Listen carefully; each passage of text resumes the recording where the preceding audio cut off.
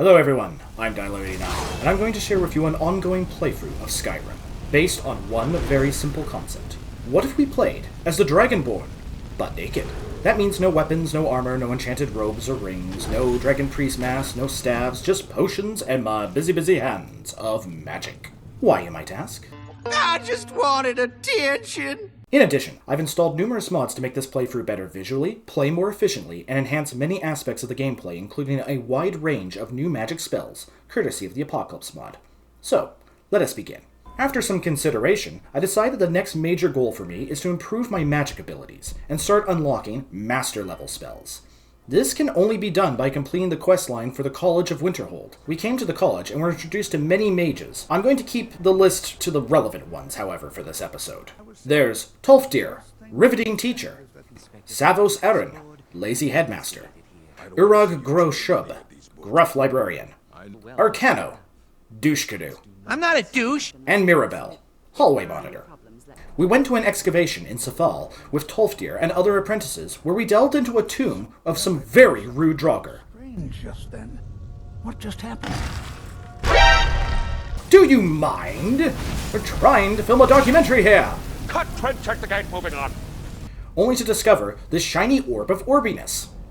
I'm sure it has another name, but I like the silliness of this one. During this delve, we also encountered the spectral projections of these fellows from the Psychic Order, an opposing order of mages who seem to have a beef with the college for reasons? I don't think they ever really explain it. Upon returning to the college, Urag informs me that there are some books from the college that went missing, and would reveal more information about our favorite shiny Pokeball. But because they were stolen, I have to go off to Fel Glow Keep, not far from Whiterun, in order to retrieve them. The hunt is on. We reach the keep, and find it is held by a dark coven of mages who are, maybe, just maybe, better wizards than I am. I'm in terrible pain! They have high damage spells, know how to shield themselves with magic wards, and are numerous enough to outflank and overwhelm me and my summon more than once. This calls for a slight change of tactics, as I have been using fire spells exclusively due to fighting vampires for the last 3 episodes. Now lightning is going to be my flavor of the month. Eventually, we found the thief who stole the books, and offers to help, since they procured the books, apparently for someone called the Caller. This is a short-lived alliance, as he is used as a meat shield by yours truly. That's why the pawns go first. The Caller awaits at the top of the keep, and prepares a ritual with the books. Our interruption causes them to summon several flame Oratogs, as a fiery distraction, but I focus my lightning magic on the mage, while my own flame Orotog keeps the others busy.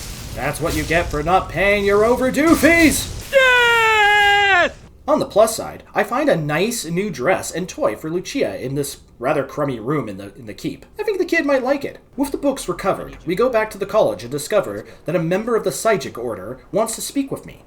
And by that I mean we have some telepathic battle of minds in the realm where Death Note exposition takes place. This is mostly because these bloody eavesdroppers don't mind their own fucking business. After the psychic convo takes place, I'm told to go look for the Augur of Dunlain, hidden in the midden of the college. It's basically a big frozen sewer filled with spiders and Draugr and this very interesting device. I have no clue what it does. The Augur is a spectral entity that then tells me to talk to another mage about the location of the Staff of Magnus. Another fucking MacGuffin device, just like the Sunbow. Christ, all I feel like I'm doing is talking to assholes in this quest line. How many assholes have I got to talk to anyways? Go! I knew it. I gotta keep talking to assholes. Keep talking, assholes! After asking around some more, we're directed to the ruins of Musluft, a dwarven ruin to the eastern border of Skyrim. The ruin is much like Athland from a prior episode, filled with dwarven mechs and Falmer, although the chamber with the Centurion Master did lead me to realize that using a lightning magic eventually causes him to do this.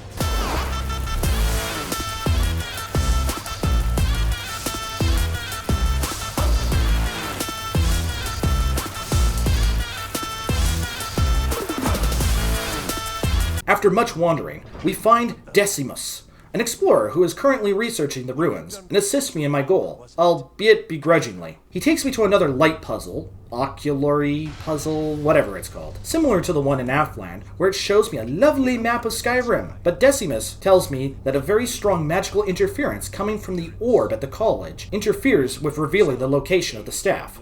So, after a slightly hostile chat, Decimus just reveals the location to me. And it turns out the staff is found in a place called Labyrinthian. We head back to the college to prepare for this expedition, only to find our favorite douche canoe has taken over the Orb of Orbiness.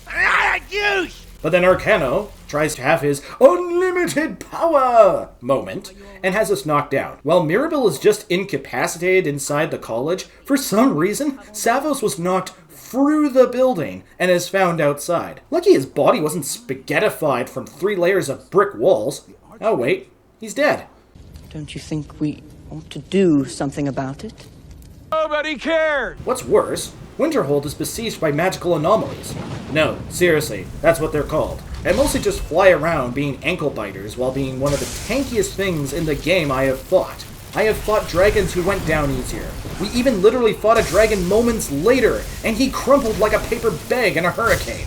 After that riveting battle, we head back to Mirabelle, who says they'll handle containing the Orb of Orbiness until I retrieve the staff. We travel through the mountains to Labyrinthian, which proves to be quite the dungeon filled with skeletons, spectral warriors, and even an undead dragon, which is a nice change of pace from fucking Falmer. This dungeon also takes a long time to complete, due to this ethereal wind sapping all my magic every couple of rooms I walk into, requiring many coffee breaks. Get on with it! Turns out this is a voice from a dragon priest called Morokai, awaiting me in the belly of the beast with the staff in hand. Strangely, this wizard's duel is more of a battle of attrition than a battle of spells, as we are just both using lightning magic to fight each other, and thank goodness for all those magic potions I've been hoarding in my butt. After claiming the staff, and a cool kabuki mask of magic that I sadly will not use, this little shrimp of a mage tries to take the staff from me in the name of Arcano. I'm sure he'll be kicking my ass, apparently. His fire magic is brutal! And after all the dungeon crawling, I'm getting short on healing materials, so I had to spam my fire summon to get him down to half health, and then spam enough lightning to stop his magic spells and get him killed. With the shrimp spammed to death by spamming, and more spam, I don't think it means what you think it means. we return to the college to see it overrun with more anomalies and a rather big magical barrier around the entire college. Tolfdir informs me that Mirabelle is gone, sacrificing herself to evacuate the college, and that we must lift the barrier. To do this, I must equip the Staff of Magnus and use it to complete the story. So from this point on in the video, if you see me with the staff in hand, it is because the quest requires its use to proceed. A likely story. We dispel the barrier and enter the college to find Arcano still playing tricksies with the Orb of Orbiness, requiring us to unleash its energy and forcing Arcano to fight us. If his shrimp lackey gave me a challenge before, Arcano is so much worse. He even in some attempts killed me literal seconds after the scripted encounter is over. I realize that this is due to him being warded from damage initially, and that activating the orb at key points removes it long enough to try and damage him. After 10 plus attempts, we finally get lucky in catching him unawares with my lightning, and the douche canoe is defeated! I am not a douche canoe! With the college freed and the battle over, the Psychic Order barges in and takes the orb away. Literally no questions asked. Then Tolfdir arrives to tell me that I'm suddenly a perfect choice to be the new Archmage of the college. So that means I'm the Nude Archmage of Skyrim. Just doesn't have the same ring to it.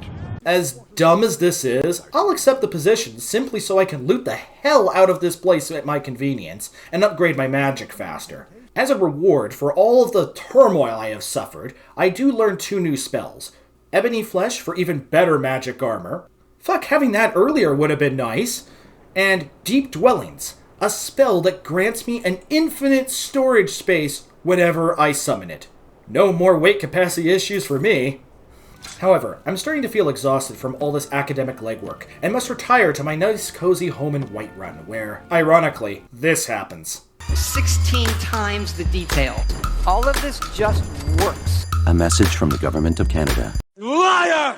Thank you all for watching. If you liked what you saw, subscribe to the channel and hit the bell icon for notifications. I also stream on Twitch and play whatever I want. Thank you to my Dilo subscribers for supporting the channel, and to Bonnie C. Draws for the Dilo emotes. Now, if you'll excuse me, I'm gonna go find some pants. Cadmus, what are you doing with my pants? Okay, fine. You can have my pants this time.